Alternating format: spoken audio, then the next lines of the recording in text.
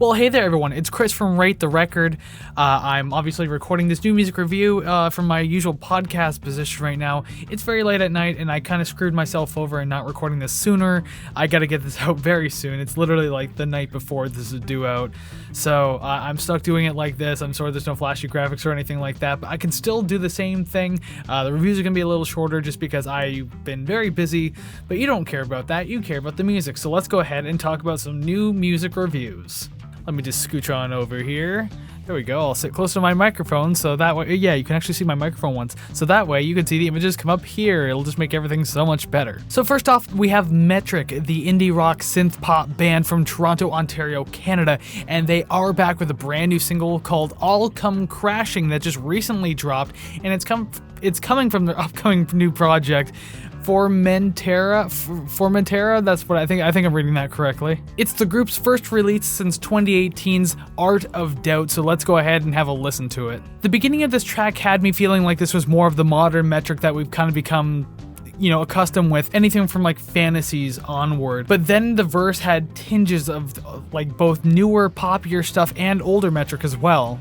I mean, in certain respects, that is. The chorus is definitely this pop and kind of disco-ish type progression, so that was a little different, I suppose. I like the fuzz and the distortion on the guitars in the chorus, but you know what? All together, it feels generally kind of chill, which is nice. I feel like it's the kind of sound we've come to expect from Metric over the last decade or so. That's not necessarily a bad thing, but I do feel like this song is just kind of missing something. The chorus and overall hook were even a little weaker than normal, so it was kind of weird to choose this song as the teaser to the new album, but hey, maybe there's something better ahead. I guess we'll have to wait and see. Overall, the song has a consistent and light energy to it, but again, it's kind of missing that excitement factor that I was kind of hoping for from a brand new Metric song. But as I said, who knows, maybe the new album will have a banger on it. We have to wait and see, so hey, I look forward to it. So next up we have Of Monsters and Men, the indie folk band or indie rock band, whatever you want to call it, from Iceland. But no, I'm not going to try to pronounce exactly where they're from because I just cannot pronounce that language for the life of me. They have a brand new single that just dropped recently called This Happiness. We have a softer, more emotional track for this pick,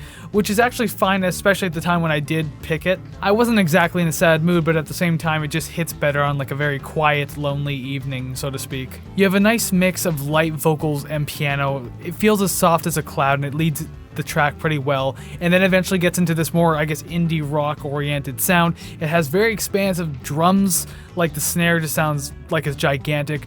There's an acoustic guitar, some vocal harmonies. Everything sounds pretty so far. Let's just say that. Redundancy.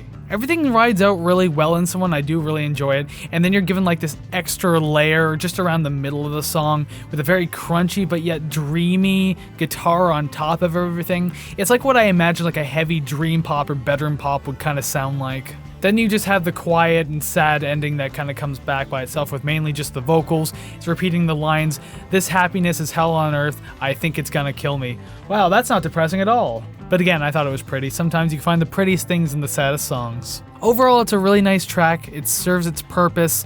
It's not as bouncy or as energetic as some of their previous singles before, but this one was definitely a nice one to have. And finally, we have industrial metal band Rammstein from Berlin, Germany, and they are back with a brand new single, Angst, from their very recent released brand new studio album, Zeit. So yeah, we're gonna have to take a listen to this one too, huh? Even though this is quite the change up from the last two I've been listening to, but hey, whatever, that's just how this works, right? How has all this time passed with Rammstein being around for all of these years and they still kind of sound the same? Like, don't get me wrong, their brand of industrial metal is always pretty fun and catchy, so it's not exactly a bad thing, but it didn't take me long to think to myself that I've heard a track like this multiple times in their discography already. Chuggy metal guitars lead into this verse of spoken word and moody synths backed by a very steady kind of rock beat or metal beat type of drum. If I knew German, I would feel like this song sounds like quite the sing-along. I think this would work well live in concert. The breakdown in the middle is pretty badass, I'm not gonna lie.